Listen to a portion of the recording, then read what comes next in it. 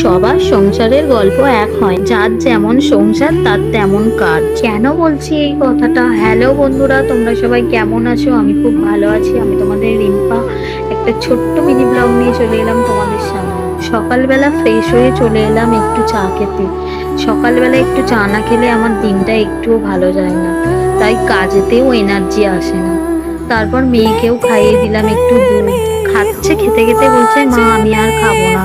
আমি জোর করে করে খাইয়ে দিলাম। তারপর প্রতিদিনের মতো আজকেও কাজে লেগে পড়লাম। সকালটা শুরু করে দিলাম কাজ বাজ দিয়ে।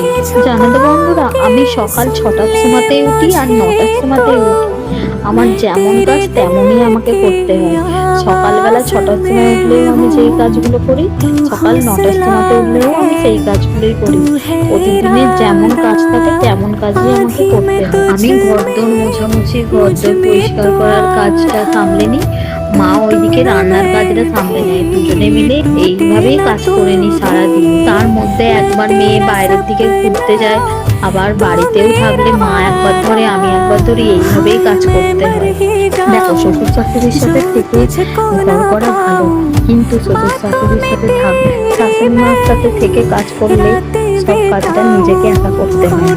কিন্তু তুমি যদি সেপারেট হয়ে আলাদা থাকো, তোমাকে সব কাজ নিজেকে একাই সামলাতে হয়। তেমন শ্বশুর শাশুড়ির সাথে থাকলে নিজের মন মতো কিছু খাওয়া যায় না, নিজের ইচ্ছা মতো কোথাও বেরিয়ে চলে যাওয়া যায় না, তাদের পারমিশন নিয়ে সব কিছু করতে হয়। কিন্তু সেপারেট হয়ে নিজেরা একা থাকলে সেরকম নিজের ইচ্ছা মতো খায় দায়, ঘুরে নিজের ইচ্ছা মতো বেরিয়ে পড়ে। তাই জন্যই বললাম যে সব সংসারের গল্প এক হয় না, সব সংসারের গল্প আলাদা হয়। খারাপ ভালো মন্দ সবকিছুই নিয়ে আমাদের সংসার, এইভাবেই জীবনটা চালিয়ে যেতে হয়। সব কথা বাদ দাও, চলো রান্নাটা সেরে নিই। এখানে আমি নিয়ে নিয়েছি ডিম, ওর মধ্যে দিয়েছি পেঁয়াজ, আদা, রসুন, টমেটো সব কিছু দিয়ে মশলা করে নিয়েছি। ওর মধ্যে দিয়ে দিলাম ডিম কুচি।